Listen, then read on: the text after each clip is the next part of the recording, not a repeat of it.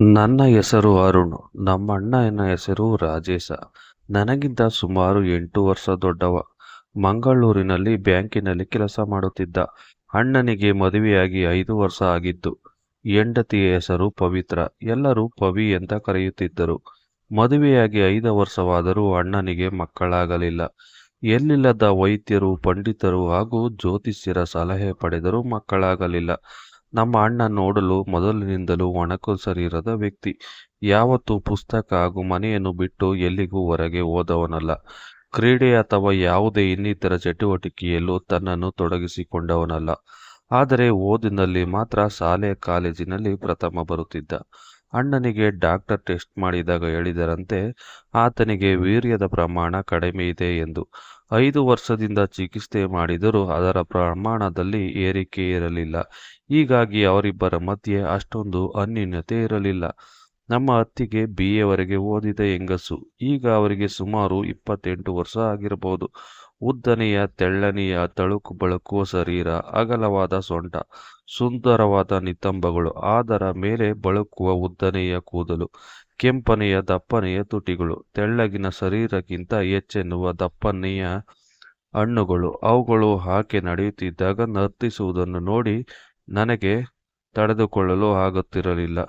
ಅತ್ತಿಗೆ ತನಗೆ ಮಕ್ಕಳಾಗಲಿಲ್ಲದ್ದರಿಂದ ಸ್ವಲ್ಪ ಬೇಸರದಲ್ಲಿ ಇರುತ್ತಿದ್ದರು.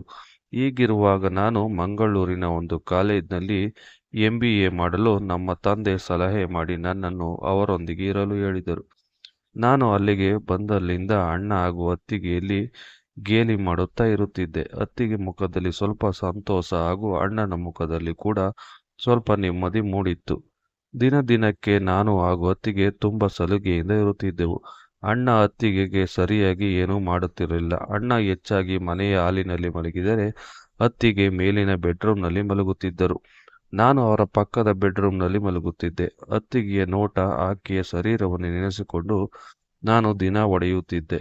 ಹೀಗಿರುವಾಗ ದೀಪಾವಳಿ ಹಬ್ಬ ಹತ್ತಿರ ಬಂದಿತ್ತು. ನಾನು ಅತ್ತಿಗೆಗೆ ಬೇರೆ ಬೇರೆ ತಿಂಡಿ ತಿನಿಸು ಮಾಡುವುದರಲ್ಲಿ ಸಹಾಯ ಮಾಡುತ್ತಾ ಅವರೊಂದಿಗೆ ಇನ್ನೂ ಹತ್ತಿರವಾದೆ.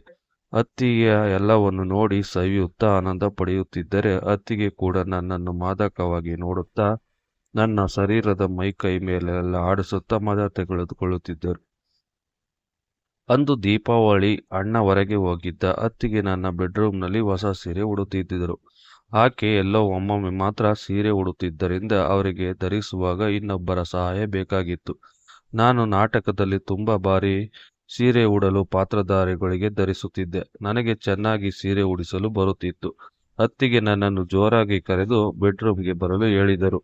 ನಾನು ತವಕದಲ್ಲಿ ಬೆಡ್ರೂಮ್ನತ್ತ ನಡೆದಾಗ ಅತ್ತಿಗೆ ನಗುತ್ತಾ ಹೇಳಿದರು, ನನಗೆ ಸೀರೆ ಉಡಲು ಸರಿಯಾಗಿ ಬರಲ್ಲ, ಸ್ವಲ್ಪ ಸಹಾಯ ಮಾಡು ಅಂತ ಹೇಳಿದರು.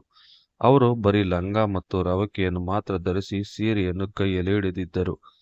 ಅವರ ರವಕೆಯ ಮಧ್ಯದಲ್ಲಿ ಹೊರಗೆ ಬರಲು ಪ್ರಯತ್ನಿಸುತ್ತಿದ್ದವು. ಲಂಗದ ಮೇಲಿಂದಲೇ ಒಳಗೆ ಧರಿಸಿರುವ ಪಿಂಕ್ ಬಣ್ಣ ತೋರುತ್ತಿತ್ತು. ಹಿಂದಿನಿಂದ ಅವರ ಅಲುಗಾಡುತ್ತಿದ್ದುದನ್ನು ನೋಡಿ ಮತಿಭ್ರಮಣನಾದೆ. ನಾನು ನಗುತ್ತಾ ಸೀರೆಯನ್ನು ಕೈಯಲ್ಲಿಡಿದು ಅವರನ್ನು ಬಳಸಿ ಅವರ ಹಿಂದೆ ನಿಂತೆ. ಹಾಗೆ ಸೀರೆಯನ್ನು ಸರಿಯಾಗಿ ಸುತ್ತಿದೆ. ಸೀರೆಯ ನೆರಿಗೆಯನ್ನು ಹಾಕಿ ಅದನ್ನು ಅವರಿಗೆ ಒಳಗೆ ಸಿಗಿಸಲು ಹೇಳಿದೆ. ಅತ್ತಿಗೆ ಅದಕ್ಕೆ ನೀನೇ ಚೆನ್ನಾಗಿ ಮಾಡ್ತೀಯಲ್ವಾ, ಅದನ್ನು ನೀನೇ ಸಿಕ್ಕಿಸು ಅಂತ ಹೇಳಿದರು.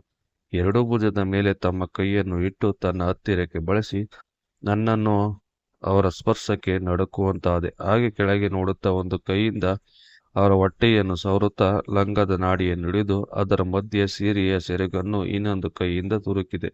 ತುರುಕುವಾಗ ನನ್ನ ಕೈ ಇನ್ನು ಕೆಳಗೆ ಸ್ವಲ್ಪ ನೂಕಿದಾಗ ಅವರಿಗೆ ಸ್ಪರ್ಶವಾಗಿ ವಿದ್ಯುತ್ ಸಂಚಾರ ಆದಂತೆ ತಗಲು ನಿಂತಾಯಿತು. ಬಳಕತೊಡಗಿದರು. ನನ್ನ ತುಟಿಯನ್ನು ಸಣ್ಣದಾಗಿ ಕಚ್ಚಿ ತನ್ನ ಭುಜದ ಮೇಲಿದ್ದ ಕೈಯನ್ನು ತೆಗೆದರು. ಅವರು ಈ ಸೀರೆಯಲ್ಲಿ ರೆಂಬೆಯಂತೆ ತೋರುತ್ತಿದ್ದರು. ನಾನು ಅವರನ್ನು ಮಾದಕವಾಗಿ ನೋಡುತ್ತಿದ್ದರೆ ಅವರು ಕೂಡ ನನ್ನ ಕಾಮೋದ್ರೇಕದಲ್ಲಿ ನೋಡುತ್ತಾ ಹೇಳಿದರು, ಏನೋ ಆಗ ನೋಡ್ತಾ ಇದ್ದೀಯಾ, ಯಾವಾಗಲೂ ಮೊದಲು ಸೀರೆಯಲ್ಲಿ ಹೆಂಗಸರನ್ನು ನೋಡೇ ಇಲ್ವಾ ಅಂದಾಗ ನಾನು ವಾಸ್ತವಕ್ಕೆ ಬಂದು ತಬ್ಬಿ ಬಾದೆ. ಹಾಗೆ ನಾನು ಅತ್ತಿಗೆ ಊಟ ಮುಗಿಸಿ ಸ್ವಲ್ಪ ಹೊತ್ತು TV ನೋಡಿ ಮಲಗಿದೆವು. ನನ್ನ ಬೆಡ್ರೂಮ್ನಲ್ಲಿ ಮಲಗಲು ಅಣಿ ಮಾಡುತ್ತಿರುವಾಗ ಅತ್ತಿಗೆ ಒಳಗೆ ಬಂದು ರೂಮಿನ ಬಾಗಿಲನ್ನು ಭದ್ರಪಡಿಸಿ ಹೇಳಿದರು, ಸೀರೆಯ ಪಿನ್ ತೆಗೆಯಲಾಗ್ತಾ ಇಲ್ಲ, ಸ್ವಲ್ಪ ಇದನ್ನು ಬಿಚ್ಚಲು ಸಹಾಯ ಮಾಡೋ ಅನ್ನುತ್ತಾ ನನ್ನ ಕಡೆ ಬಂದರು. ನಾನು ಸರಿ ಅತ್ತಿಗೆ, ಬನ್ನಿ ಸಹಾಯ ಮಾಡುತ್ತೇನೆ ಅಂತ ಅವರ ಹತ್ತ ತಿರುಗಿ ನಿಂತೆ. ಹಾಗೆ ಸೀರೆಗೆ ಹಾಕಿರುವ ಪಿನ್ನನ್ನು ತೆಗೆದು ಸೆರಗನ್ನು ತೆಗೆದೆ. ಇಷ್ಟೇ ಸಾಕ ಅತ್ತಿಗೆ, ಇನ್ನು ಏನಾದರೂ ಸಹಾಯ ಬೇಕಾ ಅಂತ ಕೇಳಿದೆ. ಅದಕ್ಕೆ ಅವರು ಮೊದಲೇ ಹೇಳಿದ್ದೆ, ನೀನು ಬಟ್ಟೆ ಧರಿಸುವುದಕ್ಕಿಂತ ಅದನ್ನು ಬಿಚ್ಚುವ ಕೆಲಸ ಇನ್ನೂ ಚೆನ್ನಾಗಿ ಮಾಡ್ತೀಯಾ ಎಂದು. ನಾಚಿಕೆ ಪಡಬೇಡ, ಸೀರೆಯನ್ನು ಧರಿಸಲು ಸಂಪೂರ್ಣ ಸಹಾಯ ಮಾಡಿದೆ, ಈಗ ಅದನ್ನು ಬಿಚ್ಚಲು ಕೂಡ ಸಹಾಯ ಮಾಡು ಅನ್ನುತ್ತಾ ಶರೀರವನ್ನು ತನ್ನ ಕಡೆ ತಿರುಗಿಸಿ ಕೈಗಳನ್ನು ಭುಜದ ಮೇಲಿಟ್ಟರು. ಅವರು ನನ್ನನ್ನು ಸ್ಪರ್ಶಿಸುತ್ತಿದ್ದಂತೆ ನನ್ನ ರಾಮ ಎದ್ದು ಕುಣಿಯತೊಡಗಿತು. ನಾನು ಹಾಗೆಯೇ ಅವರ ಸೆರಗನ್ನು ಕೈಯಲ್ಲಿ ಹಿಡಿದು ಅದನ್ನು ಸುತ್ತಲಾಗಿ ಬಿಚ್ಚುತ್ತಾ ಸಂಪೂರ್ಣವಾಗಿ ಅದನ್ನು ಬಿಚ್ಚಿದೆ. ಅವರ ಒಳಗೆ ಬಿಗಿಯಾಗಿ ನನ್ನ ಮುಖದ ಸಮೀಪದಲ್ಲಿಯೇ ಗೋಚರಿಸುತ್ತಿದ್ದವು ಹಣ್ಣುಗಳು. ಅತ್ತಿಗೆ, ಇನ್ನೂ ಏನಾದರೂ ಸಹಾಯ ಬೇಕೆ ಎಂದಾಗ, ಹೌದು, ಬಟ್ಟೆ ಬಿಚ್ಚು ಕೆಲಸ ತುಂಬಾ ಚೆನ್ನಾಗಿ ಮಾಡ್ತೀಯ, ಸ್ವಲ್ಪ ರವಕೆಯ ಬಟನ್ ಬಿಚ್ಚಲು ಸಹಾಯ ಮಾಡು ಅಂದಾಗ ನನಗೆ ನಂಬಲು ಅಸಾಧ್ಯವಾಗಿತ್ತು. ನನ್ನ ಮನದಲ್ಲಿ ಅತ್ತಿಗೆಯನ್ನು ಯಾವಾಗ ಮಾಡುವ ತವಕ ಬಯಕೆ ಹೆಚ್ಚಾಗತೊಡಗಿತು. ಅವರ ರವಕೆಯ ಬಟನ್ ಬಿಚ್ಚುತ್ತಿದ್ದಂತೆ ರವಕೆಯ ಒಳಗೆ ಬಿಳಿಯ ಬ್ರಾನಲ್ಲಿ ಅದುಮಿರುವ ಹಣ್ಣುಗಳು ಹೊರಗೆ ಬಂದವು. ಆ ಗಾತ್ರಕ್ಕೆ ಅವರ ಬಟ್ಟೆ ಚಿಕ್ಕದಾಗಿದೆಯೇನೋ ಅನಿಸುತ್ತಿತ್ತು. ನಾನು ಅದನ್ನೇ ಕಣ್ಣು ಮಿಟಿಸಿ ನೋಡುತ್ತಿದ್ದರೆ ಅತ್ತೆ ತನಗೆ ರವಕೆಯನ್ನು ಬಿಚ್ಚುತ್ತಿದ್ದರು. ಬಿಚ್ಚುವಾಗ ಅವರ ಕ್ಲೀನ್ ಸೇವ್ ಮಾಡಿರುವ ಕಂಕಳ ನೋಡಿ ಇನ್ನೂ ಹುಚ್ಚನಂತಾದೆ. ಲಂಗವನ್ನು ಕೂಡ ಬಿಚ್ಚು ಎಂದು ನೋಡ್ತಾ ಇದ್ದೀಯ ಅಂದಾಗ ನಾನು ನಡುಗುತ್ತಾ ಅದನ್ನು ಬಳ್ಳಿಯನ್ನು ಎಳೆದೆ. ಅದು ಸರಕ್ಕನೆ ಕೆಳಗೆ ಜಾರಿ ಬಿತ್ತು.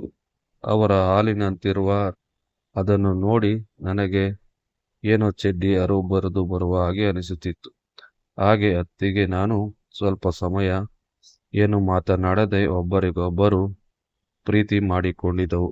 ಈಗ ಅಣ್ಣ ಇಲ್ಲದ ಸಮಯದಲ್ಲಿ ಇಬ್ಬರು ಒಬ್ಬರಿಗೊಬ್ಬರು ಪ್ರೀತಿ ಮಾಡಿಕೊಳ್ಳುತ್ತಿದ್ದೇವೆ. ತುಂಬಾ ದಿನ ಆದ ಮೇಲೆ ಅತ್ತಿಗೆಗೆ ಮಕ್ಕಳು ಕೂಡ ಆಯಿತು. ಈಗ ಅಣ್ಣ ಅತ್ತಿಗೆ ತುಂಬಾ ಸಂತೋಷವಾಗಿ ಇದ್ದಾರೆ.